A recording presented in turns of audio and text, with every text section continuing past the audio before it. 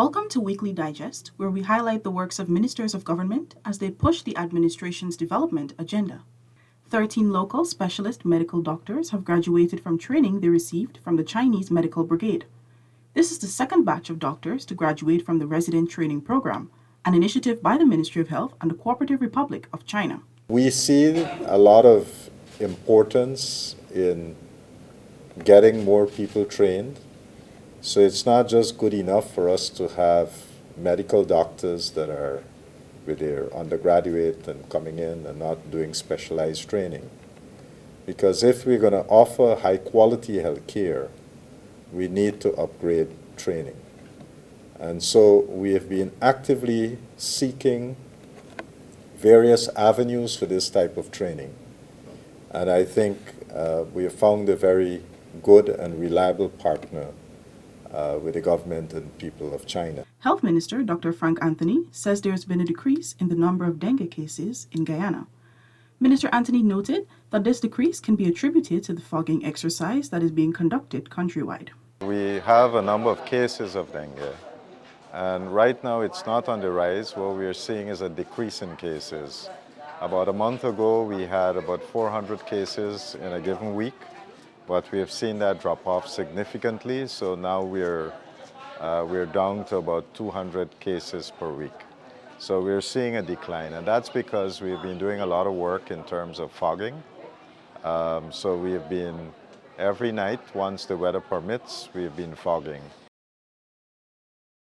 Government strategic measures and investments in the education sector continue to reap excellent results, as Guyana has once again recorded significant performances at this year's Caribbean Secondary Education Certificate, CSEC, and Caribbean Advanced Proficiency Examination, CAPE.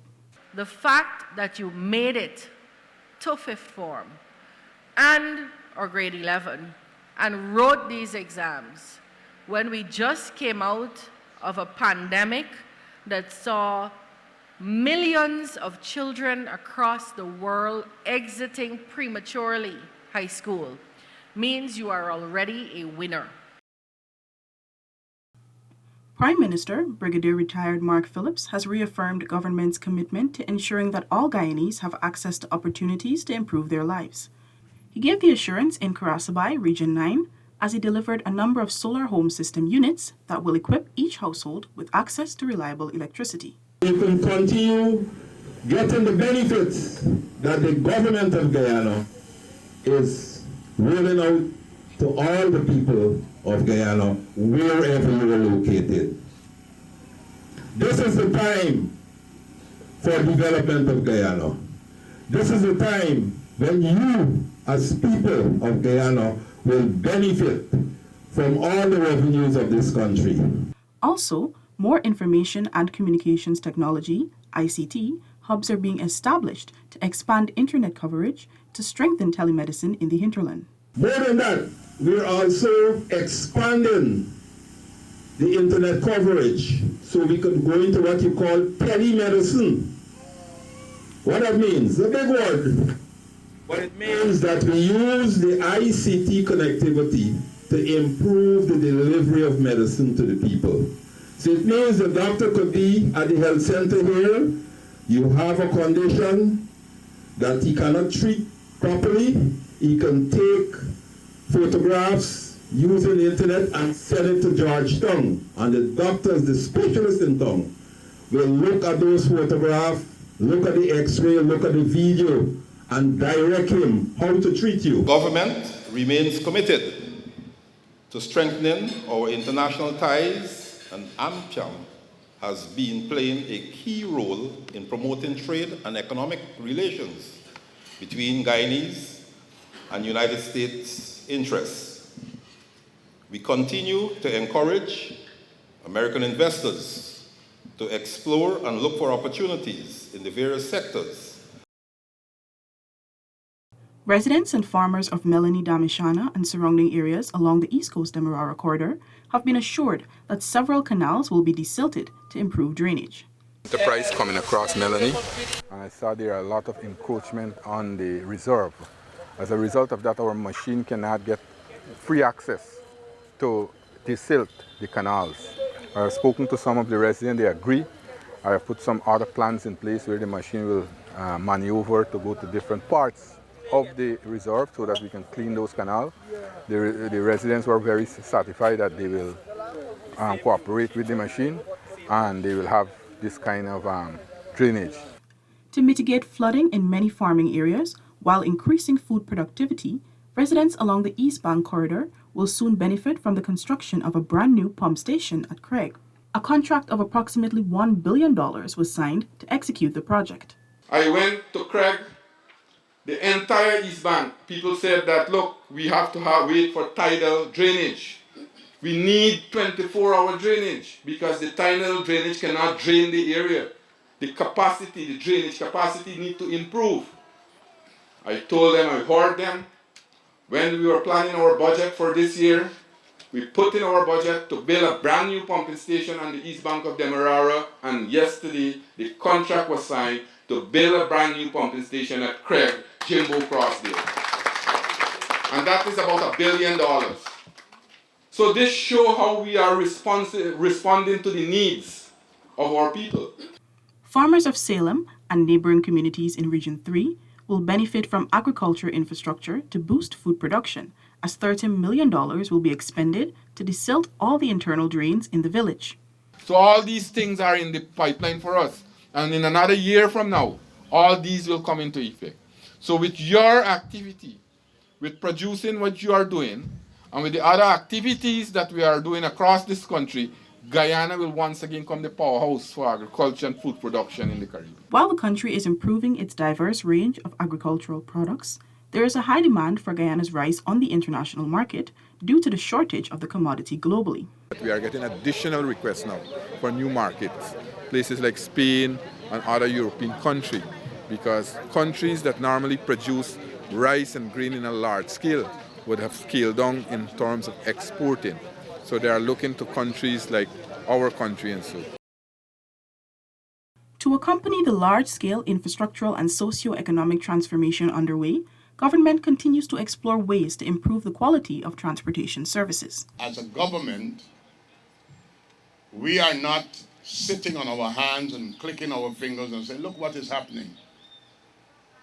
But we are addressing the issues as they arise. So if there is need for greater expansion here at Kanawaima while we wait the bridge, we may very well have the MB Sandaka coming back to service here with the Kanawaima. Residents of Enterprise on the east coast of Demerara will soon be able to drive smoothly on Factory Road as $85 million has been set aside for rehabilitative works. These roads, when they were built, they didn't build them to deal with those kind of weights moving on them. So that is what's happening to this community and many other communities in the country. But as you're building out a country and you're having construction in different sectors, these are things that will happen. Minister within the Office of the Prime Minister with responsibility for public affairs, Kwame McCoy, has assured residents of Kurukuru that all the streets in the community will be addressed. So we can't do all of the roads at the same time. We will do some roads as we go along, so there'll be other phases. So, but at least the situation in Kurukuru is much better because we have been doing road works along many of the roads. You've seen new roads in many places, but we can't do all of the roads at the same time. Residents of Yarracabra, Kurukuru, and Sousdike have been assured that their water issues will be resolved shortly. We are giving a timeline within a week. We will have to do some reconnecting and rerunning in terms of the line. And so we're looking at within a week to have this done. Creating 50,000 jobs remains a priority of government, with that figure closer to realization after 3 years. To support this commitment and ensure Guyanese can provide for their families, the Ministry of Housing and Water has launched a block-making program in Victoria. What it does, it allows in many of these kind of communities to be able to embark on some sort of employment and also help in a social way too, keep everybody active. That is one way we can involve many of the young people you have in your community. but it also helps to nurture them to be able to work as a group.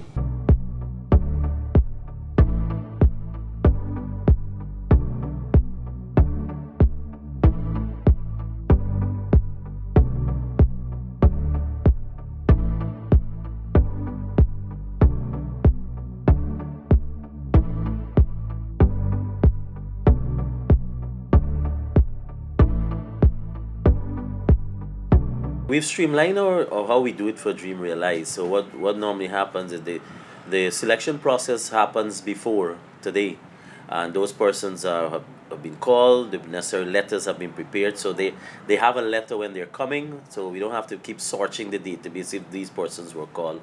And so that's why it allows us to move quickly and smoothly. And as I said, the selection process happened prior to today.